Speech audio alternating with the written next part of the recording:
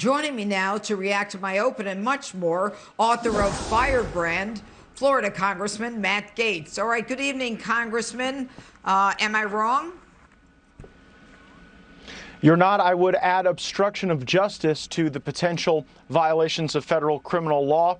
Here you had Governor Cuomo potentially destroying records that evidenced this scheme that was a very deadly one. Everyone's familiar with the Times Square game of card hustles, but here they were playing three-card Monte with grandma, moving folks from nursing homes into hospitals and then injecting the virus right back into nursing homes. And you really do see in New York and Florida a tale of two governors, a tale of two states. In Florida, we used the National Guard to ensure that even nursing home staff did not bring the virus into an area where it could kill the most vulnerable people. But we let younger people, college students, students in high school and in grade school live their lives and not see this impact of the virus be even more crushing on our society. Whereas in New York, they've destroyed small businesses, they've destroyed education, they've hindered the development of young people, and then the folks that were supposed to be taken care of the most, they put in the most peril. And what you're so right about is that as prosecutors begin to look at this case, you have to follow the money. You have to look at the financial incentives that were embedded in the decisions to move these people around and put them at terrible and at times lethal risk. You know, it seems that the competition that Andrew Cuomo wants to have with Ron DeSantis, Governor DeSantis of Florida, with whom he doesn't even compare, is exacerbated by the fact that now Cuomo was talking about not letting people from Florida come into New York as though they're the infected ones, when we've got the highest number, we've got the higher number of deaths of senior citizens. Our businesses aren't open, and Florida is open for business. I mean, he has a pathetic, fragile ego, but he promotes himself as this wonderful governor. But what do you think of the fact, Congressman, that the media played into his Emmy-winning book on leadership and all of his, his having these press conferences? He's an example for all of us. Don't they have some role in this?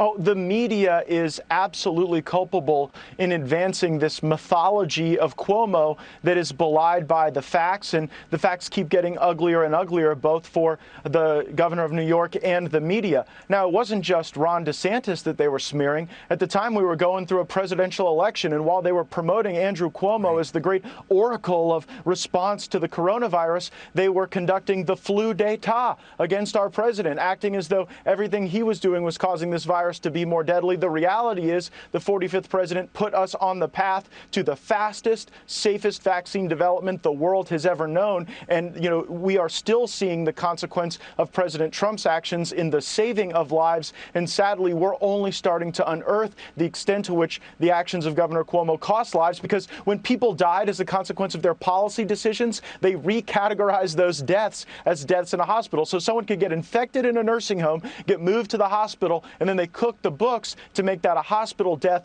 not a nursing home death. And they were doing it to cover up the choices that they made that put blood on their hands. Well, and the sad part is that each individual who died, and I think now we're up to more than 13,000 of individuals in this situation, they had no idea what was going on. They couldn't talk to their relatives. They couldn't be with their relatives. And I understand from some of the EMTs and the ambulance drivers who took them to the hospital that they would make a phone call for them before they died. And when they got out, they didn't even know what to expect. They didn't know where they were going. But let's talk about what will happen. You've been in government long enough to know, do you think that the Attorney General in New York or the Department of Justice will investigate this in a fair and judicial way? Oh, I have no confidence in the United States Department of Justice. That has become an institution of political hackery. There is a long-standing tension, though, that exists between attorneys general in the state of New York and governors. Andrew Cuomo knows that well. He rather famously bristled and had conflict with the governor when he was the attorney general. And so I'm actually more confident in the state of New York pursuing this than I am the U.S. Department of Justice. You've already seen Joe Biden give Governor Cuomo the warm embrace at the the White House. That was a signal to his Department of Justice that for the sake of politics, they do not want criminal accountability in this case. Congressman Gaetz, thanks so much for being with us tonight. Thank you, Judge. This is Congressman Matt Gaetz. If you liked that video, make sure you like and subscribe to our YouTube channel, follow us on social media, and join us on our daily podcast, Hot Takes with Matt Gaetz, on your favorite podcast listening platform.